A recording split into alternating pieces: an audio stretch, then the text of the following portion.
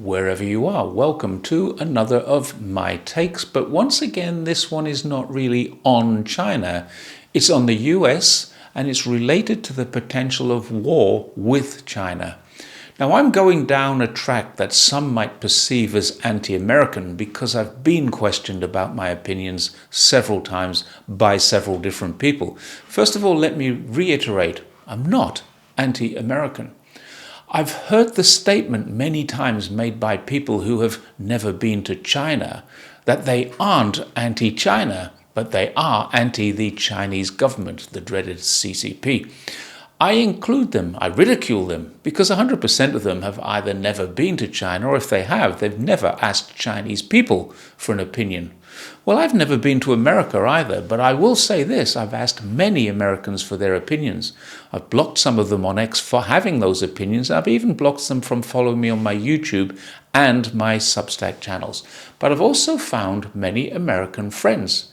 Many people I can agree with, so I don't hate or even dislike Americans.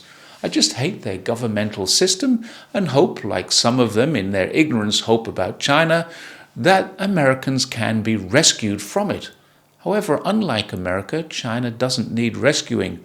Ask 100 Chinese people, 99 of them will just laugh at you. Also, unlike America, China will never invade another country to give them a better form of governance. If another country wants that, China will say it's an internal matter and it's up to them. The people of the US are going to have to fight for it themselves, and what we're seeing with the massive divides right there now, the huge gun problems and the FBI reports of threats from within the country, many people in America are doing exactly that. So I don't hate them. So this brings us to the two questions that have recently recurred regularly on my feeds. One is, will the US and China have a war? The other is, will the US really pivot away from China to focus on what they term homeland problems?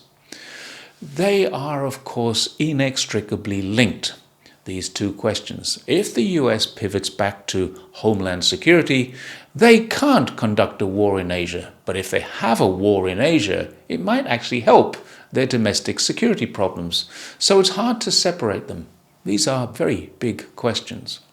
Let's look at the first question first.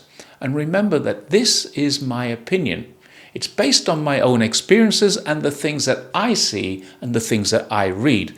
There's no need to respond with aggressive points to prove me wrong, because the only thing that will prove I'm wrong or someone else is right is time. Let's wait and see. Feel free, though, to debate, discuss. That's always healthy. You might agree in principle but have different reasons, and I enjoy discussing and adding them in my comment section. So thank you, those of you who do.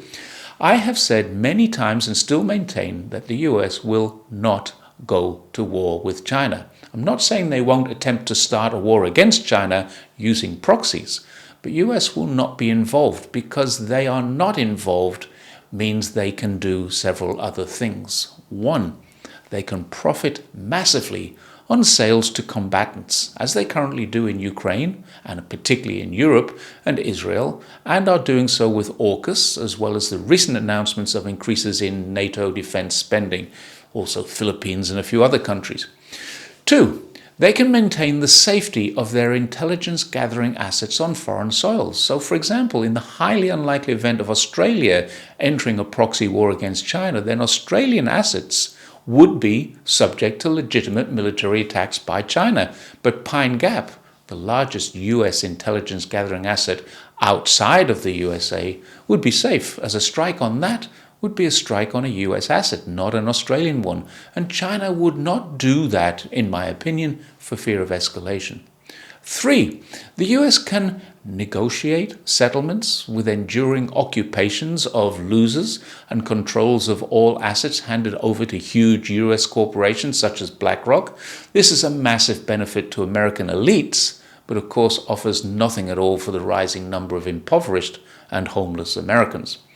Four, Post-war, the US will be able to occupy weakened zones where there is no further ability to defend themselves, as they have done with South Korea, with the Philippines, with Japan, many of the Pacific Island nations since the end of the Second World War, and Iraq, Syria, and Libya more recently. And I'm guessing they would hope that this would include places like Guangdong, where incredible innovations are happening. Imagine the US controlling pretty much all of what is known as China's Silicon Valley. I'd venture to suggest it's a vain hope, but many Americans are completely lacking in any self-awareness, and they actually believe they won in Vietnam, in Korea, in Afghanistan, and in Iraq. They didn't, but they like to think they did. And number 5, finally, the real and ultimately the only reason that really counts for the USA is that they simply don't have and can't produce enough body bags for all the military casualties that China would inflict upon them. There will be mass slaughter in the event of any war, and it's possible the vast majority of US victims would be at the bottom of the sea, and for sure the US has no problem with massive amounts of other people dying, but doesn't want an Arlington-sized cemetery in every American city. So no, I don't think it will happen. Corporations like RAND and think tankers who write do often write papers which are predictive, but they also impose their own interpretation on how people will react. It is, in my opinion again, completely wrong to assume that just because China is attacked, that China will react in the way that the US would react. If they were attacked, China would go to the UN. It will use legal, not kinetic methods of attack, and it will bolster mainland and regional security massively to protect China and its people. How a war such as this would start is almost certainly with a false flag operation, whereby China are seen as the perpetrators. The secondary reaction by the victim of that false flag would be to attack or invade one of China's assets to bring them into the war. However, if China stops there and says, let's examine the evidence in a transparent way, the evidence will show, as it always ultimately does, that there were third parties involved. And for the first time in modern history, there will be a start to a war that is not engaged in by the victim of that war. Many people underestimate China's psychology. They're an incredibly patriotic and defensive people who are absolutely willing to fight and die for their country, but they will not react to assaults on them in the way that we in the West would react or expect them to. In short, it takes two sides to start a war. If China doesn't want to play in Washington's games, if China doesn't retaliate and engage in the West, as the West might see it, they might see it as a weakness, but the proxies might also say, hang on, we're being played here. I'm sure ordinary Ukrainians and Europeans are now seeing that. A proxy war is possible, but in my opinion, it's unlikely. A US-China war is almost impossible. Moving on to the second question, is the US pivoting away from Asia to focus on its many domestic problems? I personally think the answer is no. There's plenty of rhetoric that they are, but the evidence that they will, until I see evidence that they are moving troops away from Korea, Japan, Australia, Guam, and other Pacific Island nations, until they stop funding democracy movements in Myanmar, Cambodia, Thailand, Mongolia, Sri Lanka, Pakistan, India, Nepal, and much of Eurasia, I will believe nothing of the sort. It's just rhetoric, because they know there are issues at home that hundreds of millions of potential voters are concerned about. In my opinion, there is, at this moment in time, absolutely no evidence of a pivot home to deal with domestic issues. However, domestic issues are exactly what they have right now. I agree with the FBI as well as several think tanks that there are far more problems at home than there are in the world creating threats to the USA. I believe most Americans think this too, but the Trump administration is either not aware or is hiding the seriousness of the problems by deflecting to what Trump administration now calls the woke left, the democratic left, or the extreme left. The real problem the US faces now is much, much deeper than that. An FBI report a couple of years ago said there are extreme right-wing domestic terrorists and identified them as domestic violence extremists because DVE seems a lot less frightening than domestic terrorism. This was the FBI's opinion, not mine. It was just a couple of years ago during COVID, and it stated the position of the FBI that DVEs created the greatest threat to stability in the USA. That hasn't changed because Trump came to power. What has changed is the rhetoric that it's white Republican males that need to be feared. Now it's undocumented migrants or brown people. This is a deflection. I merely repeat the FBI's words written by Christopher Wray, former head of the FBI, a Trump appointee who resigned the day Trump was inaugurated because he was going to be fired and who has now been referred to the Department of Justice for investigation by the Trump administration. In the more recent reports, it's been changed now to reflect this new wave of rhetoric that immigrants, mostly illegal, are more worrying, as this reflects the policy Trump is imposing and hence the justification for the ICE raids and mass deportations.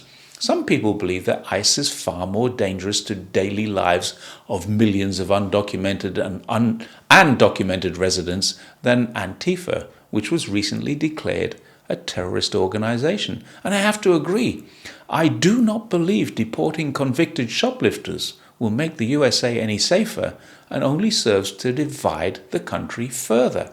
If we take a look at almost every single incident of hate crime, race-based crime, mass shootings, gun violent events, almost 100% of them are carried out by white males. These are the homegrown domestic violence extremists that the FBI refers to. There is most definitely a domestic terrorist problem. Almost certainly that problem is, as the FBI suggests, Republican in nature, and the largest amount of gun owners, as well as the owners with the largest amount of guns, are almost 100% American-born white male Republicans. A very recent report by the Cato, C-A-T-O Institute, I've linked it, confirms that this is not a problem connected to immigrants, but to white American-born terrorists. So while I accept that there are serious guns, drugs, gang and organized crime problems in the USA, one question that really needs to be answered is, why are ICE targeting immigrants who, for the most part, and outside of violent gangs which are extremely easy to identify and target, not usually proven to be violent? The answer is deflection. Trump knows it's his followers, but wants us to believe it's someone else. I'd further ask, when did Immigration and Customs Enforcement, ICE, get or even need military-style training? We had an example a couple of days ago of ICE officers rappelling from helicopters into a building. Surely border control officers, when a situation like this is needed, would call upon the services of trained police officers to carry out their raids. Or raids of this magnitude anyway. I know when I was a police officer, I was asked several times to assist in customs raids. They had neither the manpower nor the training to do it, so they called on a department that did. So I'm not sure which would be worse. To be in a country and know that the supposedly kindly and polite, friendly people who check our passports and visas on arrival have this kind of training and have turned into officious monsters at the border, or to be in a country where military personnel are deployed while pretending to be those officers. Let's be honest here. The USA either has military-trained officers in its immigration and border control, or is actually illegally and unconstitutionally using military officers pretending to be border controllers for the purposes of what are clearly military-style operations on American soil. Either way, it's bad.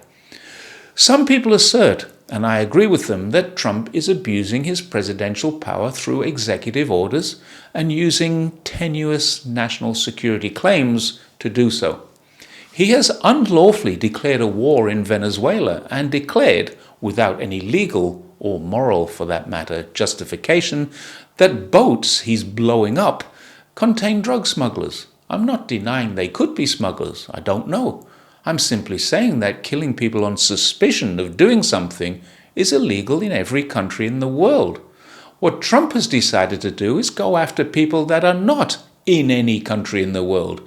They get in boats, they head out to the open seas, and then they get killed. Trump is using his military to do this, and his military are therefore committing murder and should disobey this order. These are not war crimes because there's no war. These are straightforward extrajudicial murders. The word execution can't be used.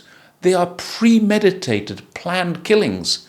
And there's only one definition for that when it's outside of the legal parameters which allow for executions. The word is murder. Unfortunately, they literally will get away with murder because there's no jurisdiction on earth that can stop them doing this.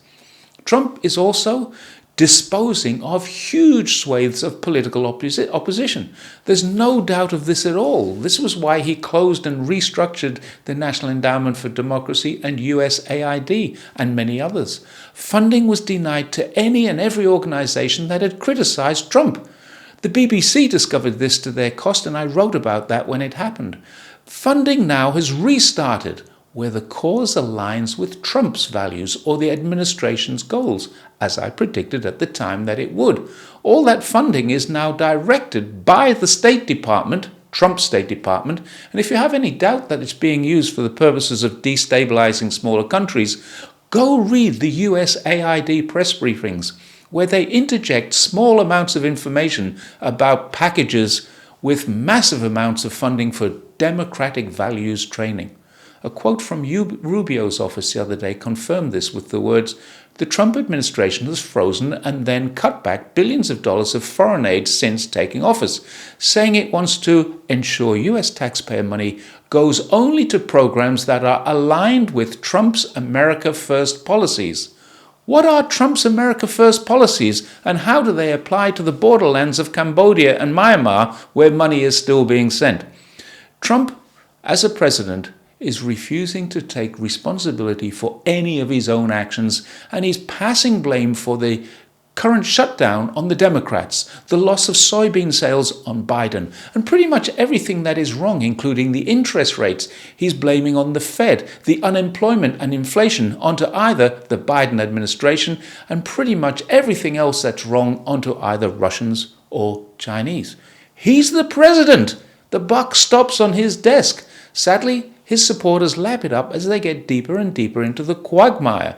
The US is already a Trump dictatorship, make no mistake about it. It will become an Orwellian state by the time he's finished. I'm going to bet that within a couple of weeks of next year's midterm elections, he'll announce a national emergency which will probably be credible evidence that there's interference in the election process, in order to give himself the power to defer the elections. It will take several years to fight that in the legal system, and during that time, I expect he will try to make constitutional changes that allow him to continue in power, or him to select, rather than elect, his own replacement.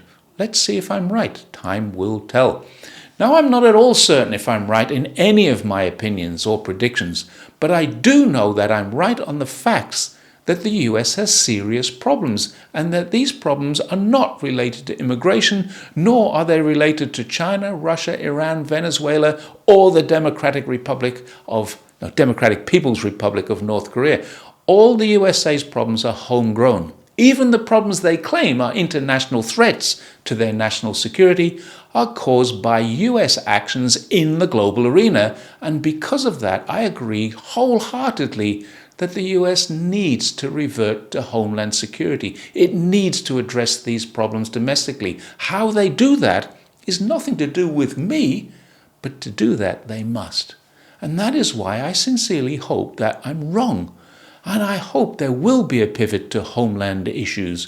But if we've learned anything at all from either of Trump's administrations or the intermediate Biden administration, it's that logic and needs are often overridden by arrogance and greed.